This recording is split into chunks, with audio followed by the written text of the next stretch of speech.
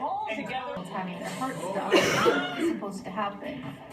And later, guess what 90... A relaxing vacation takes a terrifying turn for a family when their healthy teen suddenly stops breathing in the hotel pool.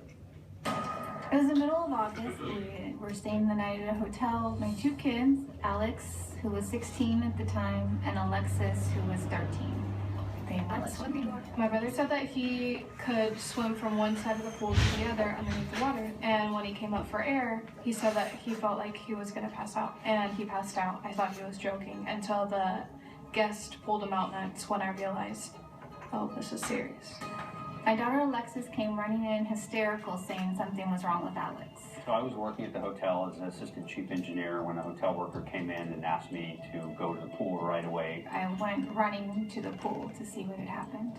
I made my way to Alex, and he was laying on the pool deck. He was motionless. He appeared purple. He had his tongue out, and he was drooling, and he kind of had like a moaning kind of sound. I could see he wasn't breathing. I checked his pulse. I couldn't detect a pulse. And I immediately started doing CPR. His eyes were rolled back. He wasn't responding to anything, and I was just telling him not to leave. You know, don't go, Alex, don't go. My brother wasn't breathing for at least 20 minutes. My brother is my biggest hero, and if I lost him, I just don't know what I'd do. When the paramedics took him away, I was very concerned that he might not make it. Seeing him in the emergency room, not thinking he'd live.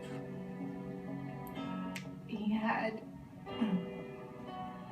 tubes everywhere. I was afraid that was it. I was afraid he wasn't going to make it. They kept him in a medically induced coma where they cooled his body down, and it was supposed to minimize the brain damage. And it was probably days later, I really remember hearing Alex had a heart condition. It was very surprising. 16-year-olds having their heart stop, that's not supposed to happen. So they did an MRI when he was still in a coma, and the neurologist told me that he had brain damage. Seeing my brother in that kind of stage was extremely sad. I would have to leave the room because I was too emotional to see him like that. And joining us now is Rochelle and her daughter Lexi. Thank you so very much for joining us. And I'm also happy to let everyone know that despite the odds, Alex is alive and doing well today. So without further ado, Alex, come on out.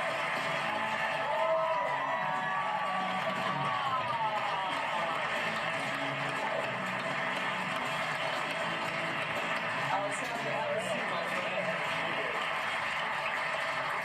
Looking good, man. Thanks.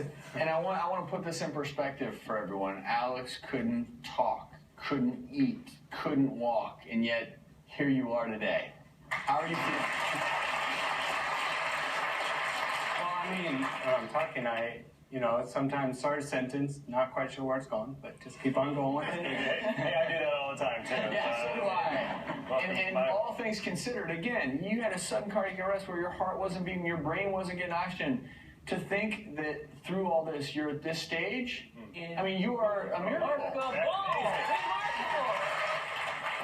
But certainly when something like this happens, brain function becomes a concern. Anytime there's a lack of oxygen flow to the brain, in Alex's case, that was about 15, even 20 minutes. We actually sent him to pediatric neurologist Dr. Terrence Sanger at Children's Hospital Los Angeles for a follow-up evaluation. If you could just describe to me what's bugging you most right now, what can I help you with? Well, I would have to say with the muscle spasms, because that makes my life pretty difficult, actually. All right, if you just walk about halfway down and back. Yeah, I'll just let your arms hang at your side. Okay, come on back. Walk back this way, but walk heel to toe like you're on a balance beam. Okay, I'm going to pull you backwards from your shoulders, okay? I don't want you to fall, so if you need to just take a step or something to keep from falling, do that, okay? I'll catch you if you do fall, okay? This is what's going to happen, okay? Okay, but I'm going to do a little harder. Ready? Good. Okay, go back and up. Open and close that side as fast as you can, but all the way to the fist and all the way open as fast as you can. Go, go, go. Good. Touch your nose and go back and forth. Don't miss. Good, and all the way out to here. So at this point, I've seen most of what I need to see in terms of the examination. I've had a chance to look through all the records. So I'm going to put all this together and we can talk a little bit more about what this means and whether there might be some treatments or some therapies that would be helpful for you. And joining us now is Dr. Terrence Sanger. And Dr. Sanger, thank you for doing that. Obviously, what Alex, his mom and sister want to know in all of this is, what do things look like for Alex going forward? Well, first I'd say, I mean, Alex, you were an extremely lucky young man, both in terms of the recovery at the poolside and your subsequent recovery, which has been really quite remarkable.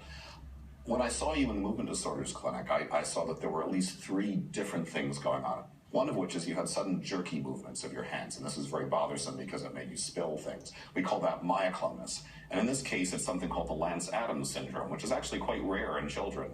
It occasionally occurs. It's fairly rare in adults. You also have a slowness of movement that's been very frustrating to you, both in terms of your speech and your movement. We call that bradykinesia, and it's something that happens most commonly in Parkinson's disease. And the third thing you have is that you have difficulty controlling your muscles, deciding when to turn different muscles on and off. And we saw that your back muscles were on almost all the time, even when you were trying to relax them. And so when I think about the things that we might be able to do to help you, for the myoclonus, for the Lance-Adams syndrome, we do have medicines that can often calm that down. And then because the bradykinesia is a lot like what happens in Parkinson's disease, we have good medicines for Parkinson's disease. But when you look at the control of the muscles, that's something that you have to relearn the controls. I think that you want to stop thinking about this as if it's a disease and you're a patient. And you want to start thinking much more about this being athletics. You're learning skills, you're gaining strength, you're gaining balance, and you're gaining coordination. You don't want it to be us and the doctors treating you. You need it to be you and the trainers and the coaches. And then I think you'll continue to make really excellent progress. Ooh, all right. And that's what this is all about. This is all about progress. And we want to make sure you have proper physical care following your appointment with Dr. Sanger. So the Institute of Health and Fitness is going to set you up with 50 personal training sessions. That's going to help you get stronger. Also, 2 really cool things here. People should know that this young man made a commitment to finishing high school, right? Yeah. Just this past June, I actually graduated on track high school. But you're also doing something else that's so important. You're taking up some old hobbies, right? I mean, I'm playing guitar, I skateboard, I draw. So, just trying to coordinate my muscle movements. And rehab, that's the thing, is it doesn't have to be a chore. It can be something you enjoy. We know how much music plays a role in our emotions. Well, Taylor Guitars heard your story, wanted to help you continue your great recovery. They're going to send you home with a brand new $3,800 714.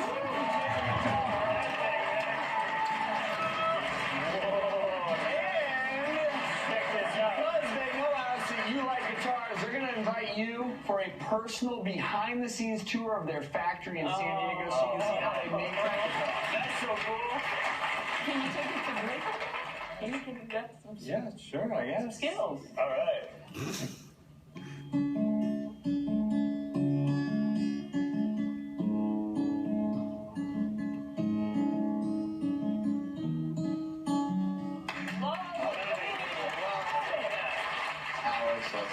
Dr. Sanger, thank you all so much. We'll be right back. Coming up next.